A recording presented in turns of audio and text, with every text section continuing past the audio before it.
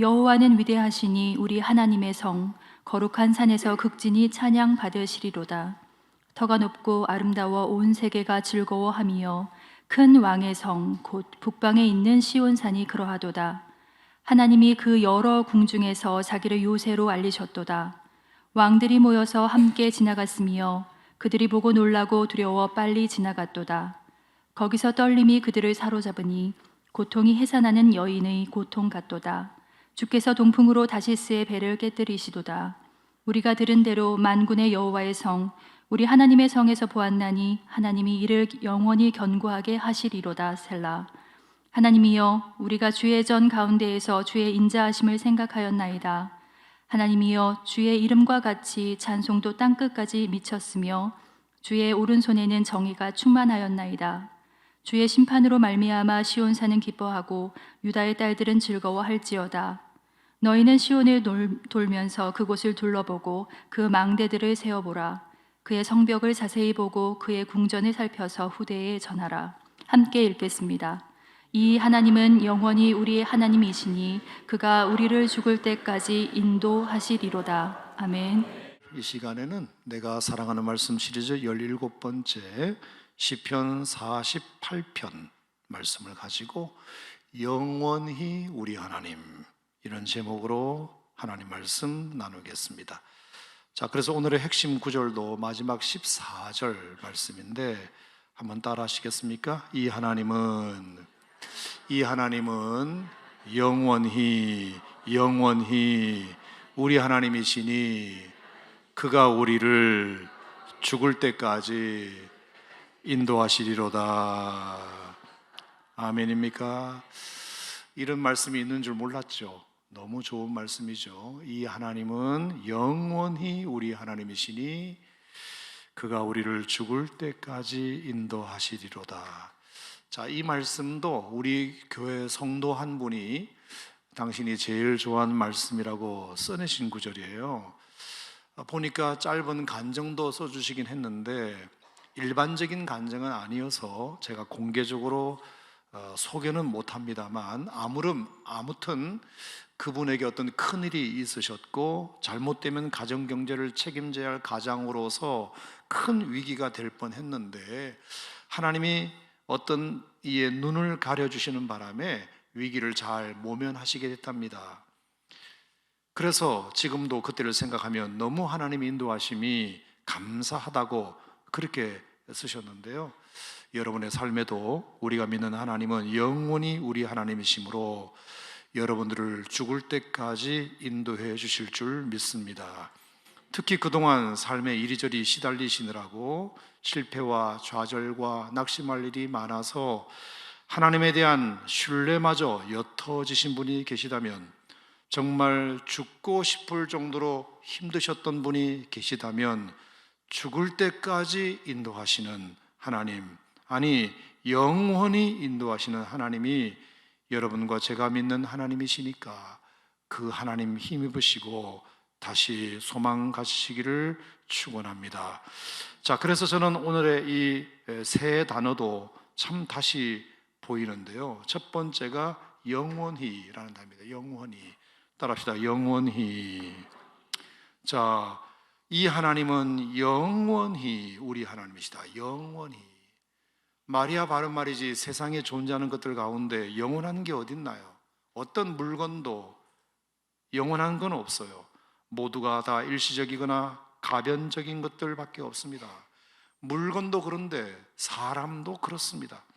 그렇게 철석같이 약속해 놓고도 언제 그랬냐는 등 쉽게 말을 뒤집는 사람들이 우리가 사는 세상의 사람들입니다.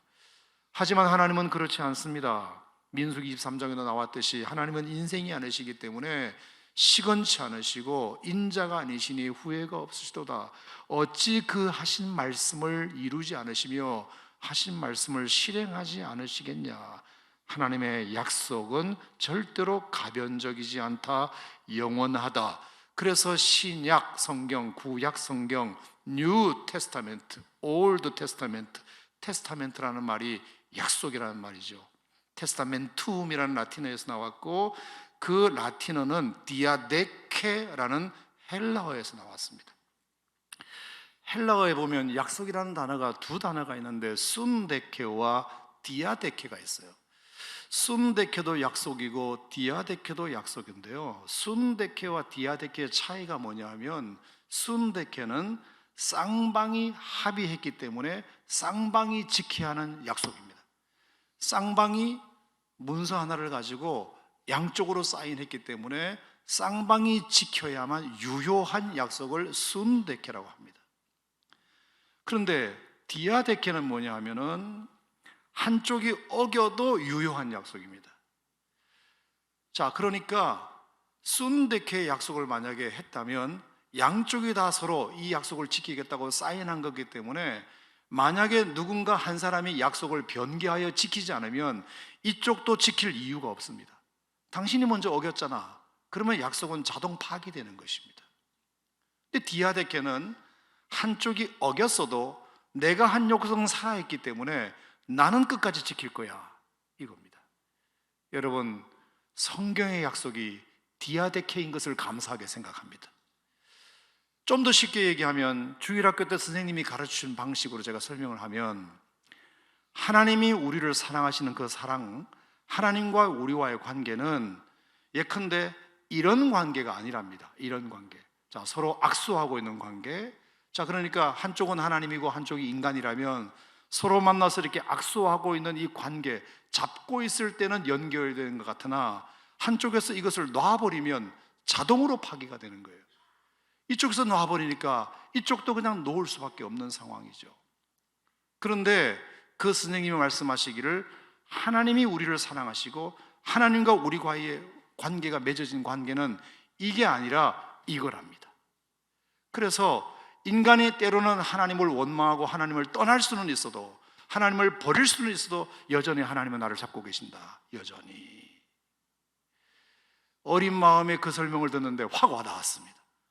아, 하나님은 절대로 우리를 떠나지 않으시고 우리를 놓지 않으시는 분이시구나. 나는 놔도 하나님은 잡고 계시구나. 이게 디아데케입니다. 우리가 약속을 파기해도 하나님은 당신의 약속을 끝까지 지키시는 하나님이시다. 그것이 신약이고 구약입니다. 한번 사랑하기로 작정하셨으면 끝까지 사랑해 주신다. 이 약속이 오늘도 유효한 줄 믿으시고, 하나님을 떠나셨다면 다시 돌아오시기를 바랍니다. 또 하나 단어는 우리라는 단어. 우리, 영원히 우리 하나님이시니, 바로 내가 포함된 소유격의 하나님이시라는 뜻입니다. 성경에 나오는 위대한 인물들, 예컨대 아브라함이나 모세나 다윗이나 바울의 하나님만이 아니라 지금 이 시대를 살아가는 연약하기 그지없는 나의 하나님도 되신다. 잘도 쓰러지고 넘어지는 나의 하나님도 되어주신다. 동시에 내가 포함되어 있는 이웃의 하나님, 내가 포함되어 있는 공동체 하나님, 우리 하나님이 되어주시겠다는 뜻입니다. 그 하나님을 찬양합니다. 그 하나님을 찬양합니다. 뿐만 아니라 세 번째 단어는 인도입니다. 인도. 이 하나님은 영원히 우리 하나님이시니 그가 우리를 죽을 때까지 인도하시리로다. 인도, 푸른 풀과 실만한 물과 의의 길로 늘 우리를 인도하시겠다. 인생의 광야를 걸을지라도 낮에는 구름 기둥, 밤에는 불 기둥으로 우리를 인도해 주시겠다. 여러분, 하나님의 인도하심의 성격은 이렇게 언제나 어디서나이기도 하지만 그 지대에 있어서도 좋고도 복된 길입니다. 좋고도 옳은 길이에요. 시편 23편에 보면 다윗이 이런 노래를 했습니다.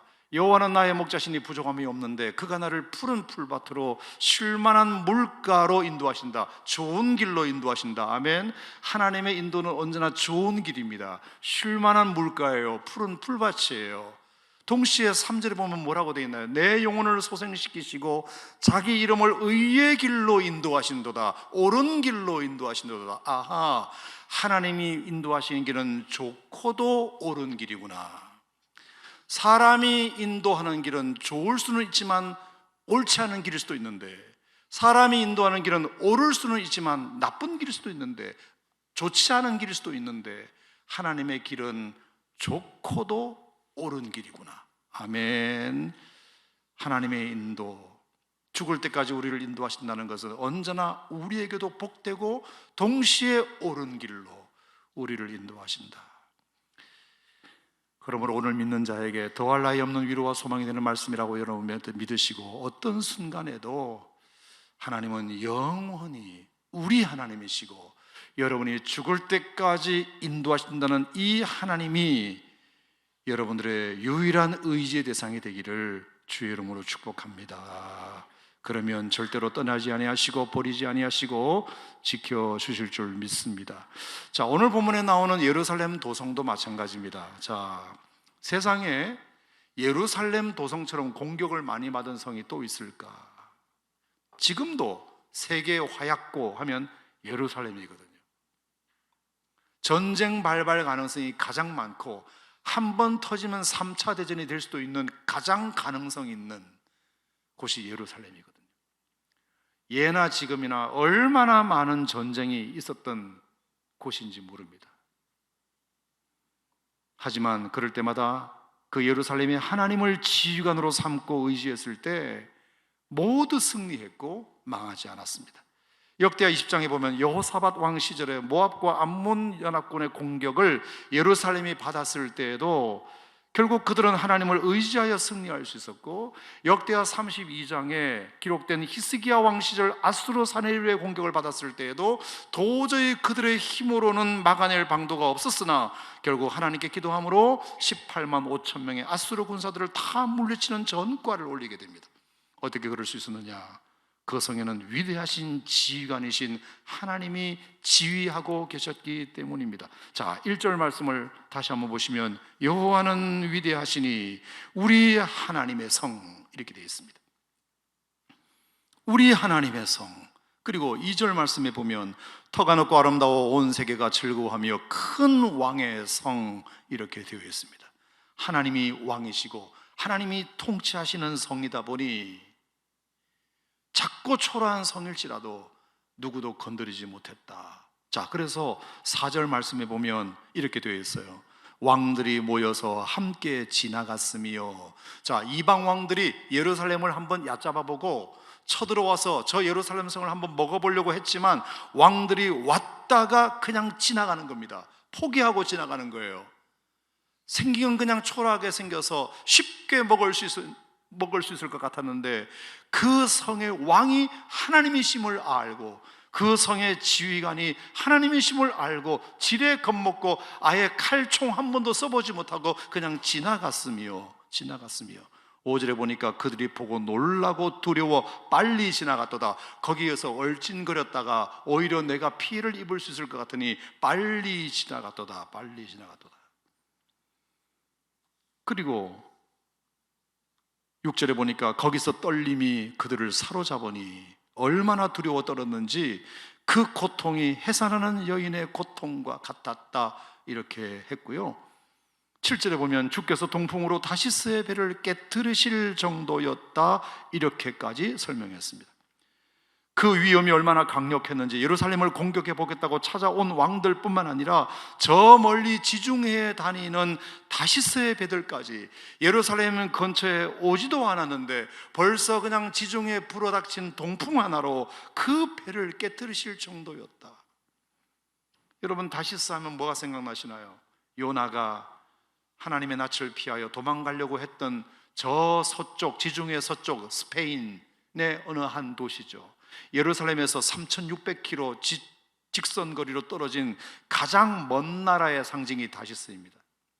뿐만 아니라 열왕기상 10장 22절에 보면은 그 다시스는 이미 금과 은이 풍부했고요, 코끼리 상아로 어떤 집안의 장식품을 했고요, 그리고 원숭이와 공작이 애완동물로 키워질 정도였습니다.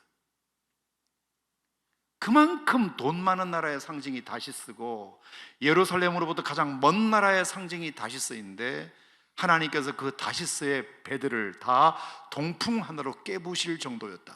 그러니까 예루살렘 하면 다 벌벌벌벌 떠는 것입니다. 예루살렘의 성이 초롱성이어서가 아니라, 거기에 무슨 많은 병력이 있어서가 아니라, 거기 무슨 최신 무기가 장착되어 있어서가 아니라 하나님이 그 성의 지휘관이셨기 때문에 왔다가 그냥 다 도망가는, 할렐루야. 그러니 싸움에는 지휘관이 제일 중요하다. 아무리 최신 무기를 갖고 아무리 많은 병사를 거느리고 있다 하더라도 지휘관이 부실하고 지휘관이 전략을 잘못 세우면 패하는 것이고요, 다소 불리한 여건이어라 할지라도 지휘관이 훌륭하고 지휘관이 깨어 있어서 전략을 잘 세우면 이길 수 있는 것이 전쟁 아닙니까? 여러분, 말이 나왔으니까 좀 더 이어가면, 자, 엊그제 4월 28일이 무슨 날인지 아시는 분? 나만 손 들었네. 충무공 탄신일입니다. 그렇죠? 이순신 장군이 4월 28일 날 태어났다는 거, 그 정도는 상식으로 알고 계시기 바랍니다. 자, 그것 때문에 그런 건 아닌데, 지난주에 제가 경남 통영을 다녀왔습니다. 한산대첩이 이루어진 통영 앞바다를 직접 다시 한번 보고 왔어요. 거기에서 지역에서 오랫동안 이 이순신을 대해서 연구하신 목사님을 만나서 교제를 하면서 이순신에 대해서 다시 배웠습니다. 저도 해군 출신이기 때문에 웬만큼 이순신에 대해서 배운 게 많은데, 이번에 이순신 제독에 대해서 참 많은 것들을 다시 깨닫는 시간이 되었어요. 자, 지휘관이 중요하다는 것 때문에 말이 나왔으니까 드리는 말씀입니다. 자, 지도를 한번 보여드리겠는데, 때는 바야흐로 1592년 양력으로 8월 13일이었습니다. 자, 저 지도를 여러분 보시면 왼쪽 위의 땅이 통영이에요. 지금 오른쪽 위에 보이는 섬이 거제도입니다. 그리고 거제도 밑에 섬처럼 보이는 것이 한산도예요. 그리고 한산도 옆에 있는 왼쪽 섬이 미륵도입니다. 지금은 거기도 다 통영이죠. 근데 1592년 이야기로 이제 잠깐 돌아가 보면, 자, 이순신의 수군 55척의 배는 그 당시 이 8월 13일 날 미륵도 왼쪽, 지금 점 찍어 놓은 그곳에 당포라는 해안인데, 거기에 55척의 이순신의 배들이 정박을 하고 있었습니다. 그리고 저 위에 점 하나를 찍어 놓은 저곳은 어디냐면은 통영과 거제도 사이에 지금 거제대교가 있는 자리, 견내량이라고 합니다. 거기에 일본의 배 와키자카 야스하루가 이끄는 이런 세 척의 일본 배가 저기에 정박하고 있었습니다. 잠복을 하고 있었습니다. 이미 그 전에 일본은 부산을 점령한 지 22여일 만에 지금의 경부고속도로를 중심축으로 해서 파죽지세로 북진하여 한양을 이미 점령해 놓은 상태였고, 선조는 벌써 평양으로 도망간 상태였습니다. 일본이 부산을 치고 나서 20일 만에 한양을 점령했습니다. 선조는 도망갔습니다. 이미 조선의 땅은 일본의 점령지가 되어버렸습니다. 하지만 그러느라고 일본이 놓친 게 하나 있습니다. 전라도를 놔둔 것입니다. 그게 너무 아쉬웠는데 나중에 알고 보니까 전라도는 너무나 곡창지대다. 곡창지대. 그러니 이미 북쪽으로 진출한 일본군의 보급 물자를 계속 지속적으로 대려면 전라도도 공격해야 된다라고 도요토미 히데요시가 판단을 하고는 이미 용인전투에서 1600명의 일본군으로 조선의 육군 8만 명을 때려잡은 와키자카 야스하루 장수에게 도요토미 히데요시가 명령을 내립니다. 너 당장 내려와서 전라도 공격해라. 저는 해군이 아니라 육군인데 쓸잘데 소리 하지 말고 내려오라면 내려와. 그냥 육군 해군이 뭐가 달라, 밀어붙이면 되지. 너 같으면 충분히 할 수 있어. 이래가지고 와키자카 야스하루가 급히 내려와 가지고는 일본 함선 73척, 이런 세척을 이끌고 견내량에 딱 진을 치고 있는 것입니다. 자, 그 정보를 이순신이 모를 리가 없지요. 자기는 그때 자기는 전라 자수사였지만 전라 우수사 이역기를 설득해서 함께 가자고 하고, 경상도에 와서는 경상 우수사였던 원균을 설득해 가지고 합세를 해서 배 55척을 만들어 당포에서 진을 치고 있었습니다. 근데 문제는 일본 수군이 온다는 소식은 들었는데 어디쯤 와 있으며 그 병력이 얼마나 되는지는 몰랐던 것입니다. 그래서 고민하고 있던 중에 놀랍게도 미륵도에 사는 목자 김천손이라는 사람이 미륵도 지금 산 꼭대기, 지금도 통영 케이블카가 올라가는 제일 꼭대기, 그 꼭대기에 올라가서 놀라운 제보 하나를 하게 됩니다. 이 사람이 미륵산 꼭대기에 올라갔다가 저 견내량 쪽을 바라보는데 일본 배들이 한 70여 척이 그 견내량 좁은 수로에 숨어 있다는 사실을 발견하고는 얼른 당포로 내려가서 이순신에게 알린 것입니다. 장군님, 저 견내량에 일본 배가 이런 척 넘게 숨어 있습니다.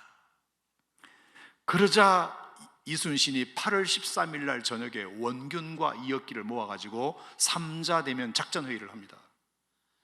그래서 짠 작전이 뭔지 아십니까? 세계 4대 해전사에 빛나는 한산대첩을 성공으로 만든 학익진 전법입니다. 학이 날개를 편 전법. 그래서 이순신은 다음날 이렇게 합니다.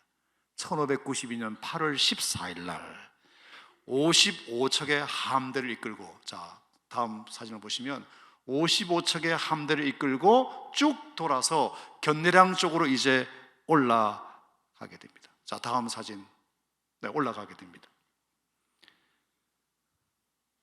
일본 그림을 물고 있는 견내량 바다는 너무 수로가 좁아가지고 학익진 작전을 펼칠 수 없으니까 유인책을 쓰기 위함이었습니다. 그래서 6척의 판옥선을 먼저 보냅니다. 자, 50척의 배들은 좀 뒤에 머물러 있고 6척을 먼저 보내게 됩니다. 그리고 가까이 가가지고 사정거리가, 유효 사거리가, 포의 사정거리가 지자총통, 현자총통이 한 500m, 300m, 500m 되니까 그 정도 가까이 가서 빵빵 포를 쏘아야 되니까 와키자카 이에야스하루가 깜짝 놀라서 당황하게 됩니다. 아니, 우리가 여기 있는 거 어떻게 알았지? 했지만 다행히 6척밖에 오지 않은 것을 보고는 마음을 놓고 잘됐다, 저 6척 잡는 거야 식은 죽 먹기지, 우리 총공격을 해서 이참에 6척부터 먼저 잡자. 그러면 그 뒤에 숨어있는 조선의 배들이 몇 척인지는 몰라도 다 기어 나와가지고 지레 겁먹고 도망가게 될 거 아니냐, 그러면 우리의 밥이 될 거 아니냐, 이러면서 성격 급한 와키자카 이에야스하루는 이런 세 척의 자기 배들을 몽땅 다 데리고 나와서 그 6척 잡겠다고 총공격을 퍼부은 것입니다. 여러분, 이것은 이순신이 다 머릿속에 굴리고 있던 예상한 그림이었습니다. 와키 작가는 그 이순신의 그림에 정확하게 말려들게 됩니다. 이순신의 함적 6척은 그렇게 나올 거라고 계산을 다 하고 있었기 때문에 당황하지 않고 싸우는 듯 하다가 저쪽에서 이런 세 척이 막 밀고 오니까 갑자기 급히 방향을 돌려서, 다음 사진을 보시면 후퇴하게 되는데, 이게 일본 수군이 이순신의 유인작전에 그 다음 사진 말려들게 되는 꼴이 됩니다. 와키 작가는 그걸 몰라요. 6척을 뒤쫓아가니까 갑자기 저 멀리서 나머지 50척의 배들이 막 기어 나와서 도망을 같이 가는 겁니다. 거봐라, 내가 뭐라 그랬냐, 저 바보 같은 조선의 수군들, 완전히 니들은 우리의 밥이다, 이러면서 더 빠르게 쫓아오게 되는데, 자, 여기서 중요한 게 아무래도 빠르게 좁은 수로에서 나오다 보니까 이런 세 척의 배가 횡대로 나온 게 아니라 종대로 나오게 됩니다. 한 줄로 쭉 서서 길게 나오게 되겠죠. 그래서 후퇴하는 조선배와 뒤쫓는 일본배는 거의 이제 미륵도와 한산도 사이 넓은 배대로 나오게 되는데, 이게 세계 해전사의 길이 남는 작전의 현장이 됩니다. 자, 갑자기 후퇴하던 조선의 함대가 오른쪽에는 화도와 방화도가 있고 왼쪽에는 미륵도가 있는 바다에 이르자 갑자기 이 친구들이 학의 날개를 펴듯이 쫙 펴서 U자형 대형을 유지한 것입니다. 도망가던 조선군이. 그리고 나서는 갑자기 배를 옆으로 급선회하여 배 측면을 일본군으로 향하게 해가지고 사정거리 300m, 500m 정도에 딱 들어오는 것을 보고 포를 쏘기 시작합니다. 포를 빵빵빵 쏘기 시작한 거죠. 그리고 나서 한 바퀴 돌려가지고 뒤에도 판옥선은 총구멍이 있으니까 빵빵 쏘고, 다시 또 돌려서 옆에서 또 쏘고, 다시 또 한 바퀴 돌려가지고 양사방에서. 왜 이렇게 하느냐 하면은, 지금은 포신 안에 탄환을 넣을 때 그냥 탄환은 알갱이로 되어 있기 때문에 그냥 즉각 장전을 할 수 있지만, 옛날에 한번 포를 빡 쏘아버리면 이게 식을 때까지 기다려야 되고 다시 또 포를 또 만들어야 돼. 시간이 많이 걸리는 거예요. 그러니까 한쪽 방향으로만 쏴버리고 가만히 기다리면 기다리는 동안 일본군이 확 들어올 수 있거든요. 여러분, 참고로 일본군의 정법은 뭐냐면 조총입니다. 사거리가 50m밖에 안 돼요. 그러니까 최대한 배를 가까이 붙여야 돼요. 50m밖에 안 되니까. 그리고 총으로 쏘다가 더 붙여가지고 성선해가지고 백병전을 벌이는 것이 일본군의 전법이고, 우리나라 배들은 멀리서 포를 빵빵 쏘고 더 가까이 오면 활을 쏘는 것이 전법이에요. 우리는 활과 포를 쏘는 것이고 걔들은 창과 총을 쏘는 것이기 때문에 일본군 입장에서는 가까이 붙는 게 좋고 우리는 멀리 떨어져 있는 게 좋고, 그러니까 가까이 오기 전에 포를 자주 쏘아야 되니까 한 번 쏘고 식을 때까지 기다렸다가 포를 만들어서 또 넣었다가 이건 시간이 늦으니까, 그래서 판옥선을 구멍을 양쪽 4개다가 다 만들어 놓은 겁니다. 이쪽 쏘고 돌려서 또 쏘고 돌려서 또 쏘고 돌려서 또 쏘고, 그리고 나서 지금은 저렇게 한 줄로 되어 있지만 2줄로 있어 가지고 다, 그래도 시간이 모자라면 뒤에 있는 배가 앞으로 갑니다. 바꿔요. 그리고 여기서 또 쏘고 또 쏘고 또 쏘고 또 쏘고, 이렇게 하니까 일본 배가 가까이 올 수가 없는 것이죠. 그래서 그날 어떤 일이 벌어진 줄 아세요? 일본 배 73척 중에 60척이 침몰됐고요, 9,000명이 죽어요. 9,000명이. 우리 배는 빵척, 한 척도 침몰된 배가 없고요, 사상자가 50명 정도 내외 났습니다. 단 한 사람의 일본군도 우리나라 판옥선에 올라서 백병전을 한 기록이 없습니다. 단 한 명도 우리 배에 오르지를 못했어요.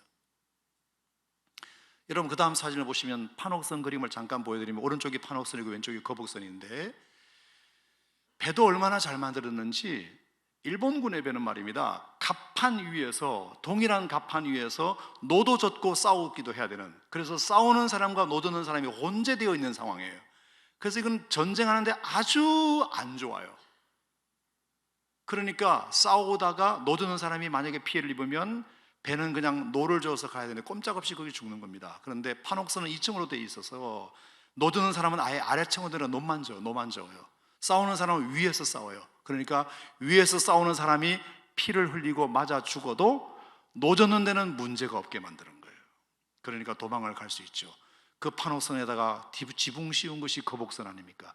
저 거북선은 나무 꼬챙이를 잡아가지고 일본군이 단 한 사람도 배 위에 올라오지 못하도록, 그리고 총 쏴가지고는 절대로 뚫리지 않는 거니까, 그래서 거북선은 세계 최고의 군함이었던 거죠.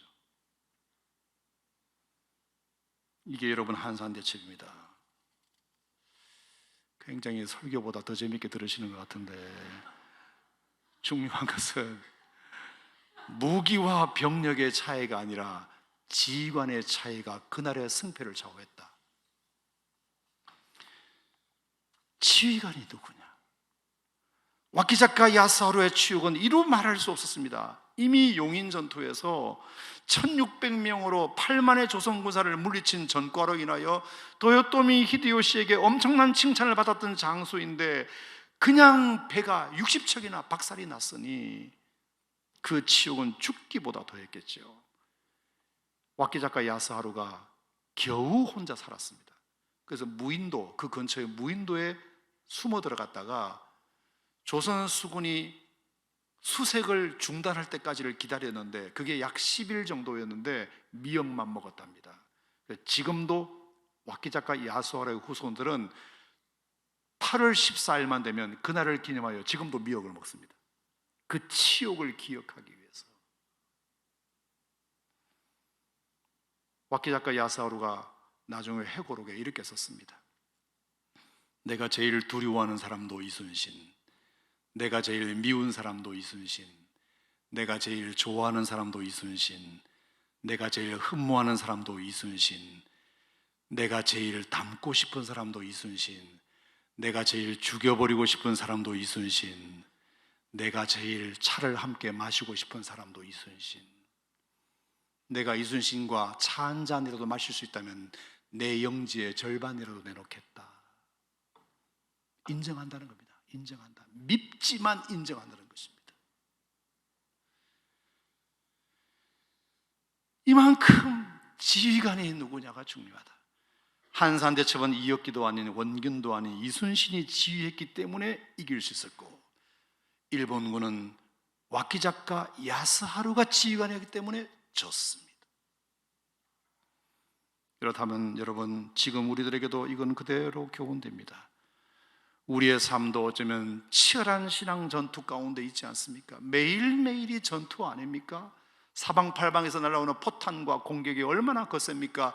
까딱하다가 눈 깜짝할 사이에 코베어가는 세상이고, 넘어지고 쓰러질 수밖에 없는 전쟁터에 여러분 살고 있습니다. 여러분은 너무 약해요. 너무 약해요. 가지고 있는 무기가 별로 없어요. 이길 수 있는 방법은 하나님이 여러분의 인생의 지휘관 되는 방법밖에 없습니다. 아멘. 하나님이 여러분의 지휘관 되시기를 바랍니다. 여러분의 인생의 도성을 지켜주시는 지휘관, 작전을 수립하고 이렇게 하면 이긴다라고 가르치시는 지휘관이 하나님이 되실 때 여러분의 성은 끄떡없이 무너지지 않을 줄 믿습니다. 아멘입니까 여러분? 이기지 못할 싸움은 없는 줄로 믿습니다. 사랑하신 여러분, 그런데 그 하나님은 싸움만 잘하시는 것이 아니라 오늘 말씀해 보니까 그분은 우리를 향하여 인자하신 분이시기도 하시다. 인자하시다. 자, 9절 말씀해 보면 하나님이여 우리가 주의 전 가운데서 주의 인자하심을 생각하였나이다. 싸움만 잘하시는 분이 아니라 지략에 능하신 분일 뿐만 아니라 우리를 너무 사랑하시는 분이시다. 사랑하시는 분이시다. 여인이 어찌 그 젖먹나식을 잊겠느냐? 자기 태에서 나나들을 긍휼히 여기지 않겠느냐? 그들은 잊을지라도 나는 너를 잊지 않을 것이다. 내가 너를 손바닥에 새겼다. 한번 사랑하기로 마음먹으셨으면 끝까지 어떤 상황 속에서도 미워하지 않으시고 버리지 않으시는 분이 하나님이십니다. 믿으시면 아멘. 싸움만 잘하는 지휘관일 뿐만 아니라 우리를 사랑해 주시는 분이시다. 인정합니까 여러분? 뿐만 아니라 그분은 정의로우신 분이시다. 자, 10절 말씀해 보면 하나님이여 주의 이름과 같이 산송도 땅끝까지 미쳤으며 주의 오른손에는 정의가 충만하였나이다. 하나님은 정의로운 지휘관이시다. 그러니까 우리가 그 지휘관의 보호를 받으려면 우리도 정의로워야 되겠죠. 자, 사람이 누군가 앞에 나서게 될 때 그 사람에게 내가 뭔가 캥기는 것이 있거나 잘못한 것이 있으면 그 사람 앞에 나가기 힘들어요. 자꾸 피해 다녀요. 근데 그 사람에게 내가 잘못한 것이 없거나 오히려 내가 잘해준 것이 있어서 고맙다는 인사까지 받아야 할 정도면 일부러 그 앞에 자꾸 나가려고 그래요. 학생들이 시험을 대부분 싫어하지만 시험을 기다리는 학생들도 있을 수 있어요. 왜? 빨리 장학금을 타야 되는 학생들, 시험을 쳐야 상급 학교로 지나갈 수 있는 학생들, 공부가 잘 준비된 학생들은 시험을 기다릴 수도 있어요. 그런데 시험이 기다려지지 않는 학생들도 있어요. 뭐냐? 공부가 안 된 친구들이에요. 심판의 날, 그것이 꼭 모두에게 나쁜 날은 아니에요. 하나님의 정의로우심은 이 이스라엘 백성들에게 참으로 상받는 날이었고 구원의 날이었다. 자, 그래서 11절 말씀에 보면 주의 심판으로 말미암아 시온산은 기뻐하고 유다의 딸들은 즐거워할지어다. 주님이 정의롭게 이 세계를 심판해 주시니 그것이 우리에게 즐거움이 아니더냐. 여러분, 심판의 날이 영광의 날이 되기를 바랍니다. 심판의 날이 상받는 날이 되기를 바랍니다. 그분은 싸움만 잘하시는 분이 아니라 우리를 사랑해 주시는 분이고 정의로우신 분이시고, 세 번째, 우리를 인도하시되 영원히 인도하시는 분이시다. 영원히 인도하시는 분이시다. 자, 오늘 말씀해 보면 굉장히 재미있는 표현이 나오는데 우리를 죽을 때까지 인도하신다고 고백했지만 그 앞에 보니까 영원히 우리 하나님이라고 말씀하셨어요. 자, 이것은 관점의 차이예요. 우리 입장에서는 죽음이 우리 인생의 끝이기 때문에 우리의 고백은 죽을 때까지 인도하신다는 고백이 될 수밖에 없죠. 근데 하나님 입장에서 보면 우리가 죽을 때까지만 인도하시는 것이 아니라 죽음 넘어서 영원까지 우리를 인도하시는 하나님이시다. 우리를 죽음 이후의 삶까지도 책임져 주신다. 우리의 시간 안에서 뿐만 아니라 당신의 영원한 시간 속으로까지 우리를 인도해 주시는 분이시다. 우리를 천국으로까지 인도해 주시는 분이시다. 그러니 안심하라. 그들이 평안하라. 그러니 담대하라. 마태복음 28장 20절에 예수님께서 승천하시기 직전에 남겨진 제자들을 향하여 하셨던 말씀처럼 볼지어다 내가 세상 끝날까지 너희와 항상 함께 있을 것이다. 여러분, 떠나보내야 하는 제자들로서 이보다 더 큰 위로와 소망이 어디 있었겠습니까? 끝까지, 세상 끝날까지 너희와 항상 함께 있을 것이다. 자, 시편 48편이 고라자손의 시라고 되어 있는데 2주 전에 고라자손에 대해서 설명을 드렸어요. 저주받은 조상을 만나가지고 그 후손들이 몇백 년 동안 이리저리 유리방황하다가 미살산, 헤르몬산, 단지파가 살았던 그곳까지 도망갔다고 말씀드렸습니다. 이제나 저제나 우리의 명예가 회복되려나 기다리고만 있었는데 다윗 시대에 와서 정말로 생각지도 않은 은혜를 하나님이 주셔가지고 다윗이 자신의 나라를 건설할 때 똑똑하고 잘난 사람들 불러서 건설한 것이 아니라 환난당한 자, 빚진 자, 마음 원통한 자, 이런 사람들을 모아가지고 나라를 건설하는데 고라자손이 몇백 년 동안 유리방황한다는 소식을 알고 그들을 픽업해가지고 너희들도 새 나라 건설하는데 동참하자. 그래서 고라자손이 일거에 일약 등용되어가지고 성전에 문지기도 하고 성전에 찬양도 하고 그렇게 한 것 아닙니까? 그때 고라자손이 어떤 마음이었을까요?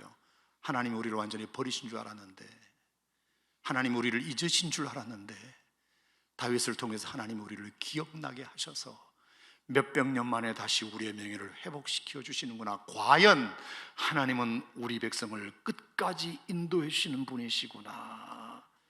그 고라자손의 신앙 고백이 묻어있는 시편이 48편이란 말입니다.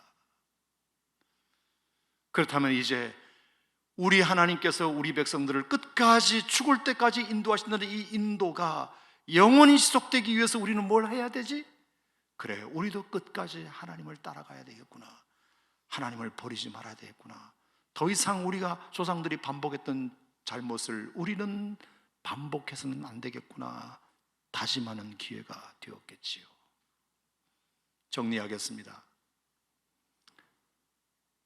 예루살렘 도성은 참으로 빈약하기 이를 데 없는 도성이었고 수많은 전쟁의 표적이 되었던, 지금도 세계 화약고지만 함부로 그 도성을 어찌할 수 없는 이유는 강대국들이 하나님이 그 성의 왕이시고 하나님이 그 성을 지키는 지휘관이시기 때문입니다.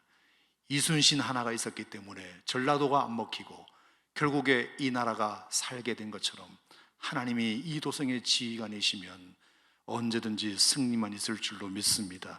뿐만 아니라 그분은 우리를 사랑해 주시는 분이시고 그분은 우리에게 정의로우신 분이시고 그리고 우리를 인도하시되 하다가 중단하시는 분이 아니라 영원히 죽을 때까지 끝까지 인도하시는 분이시니 우리도 이제 그 하나님의 은혜를 안다면 우리도 끝까지 하나님을 신뢰하고 하나님을 끝까지 따라가는 것만 하면 되겠다, 그렇게 생각합니다. 오늘 이 말씀이 여러분의 삶 속에 어떤 힘든 부분이 있었고 그냥 죽고 싶은 마음까지 생겼던 분이 있으시다면 하나님이 오늘 여러분들에게 이렇게 말씀하실 것을 꼭 들으세요. 너 죽고 싶니? 나는 너를 죽을 때까지 인도하시는 하나님이야. 여러분 이것을 꼭 마음속에, 아니 영원히 내가 너를 인도할 거야, 이 말씀이 여러분에게 큰 위로가 되고 소망 되시기를 축원합니다. 고마우신 하나님 아버지 감사드립니다.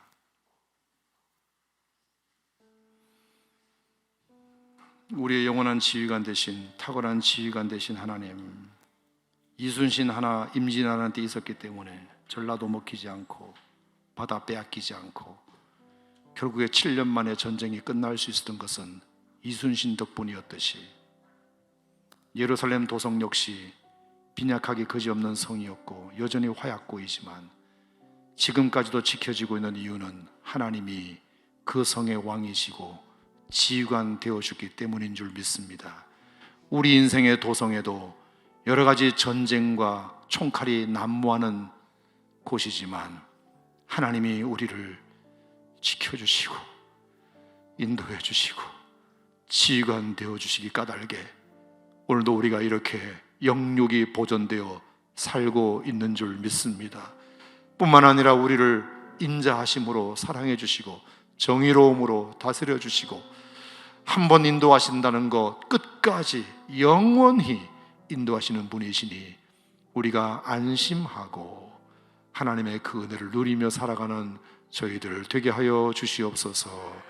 절대로 고라사손처럼 다시는 저주받은 백성의 반열에 들지 말고 하나님의 은혜 생각하고 이제는 영원토록 주님이 우리를 영원히 사랑하셨듯이 우리도 주님께 끝까지 충성하며 헌신하며 따르는 자로 결심하는 저희들 되게 하여 주시옵소서. 그럴 때 하나님이 우리를 넉넉한 당신의 품으로 늘 품으시고 바른 길로 좋은 길로 인도해 주실 줄 믿습니다. 예수님 이름으로 기도하옵나이다. 아멘.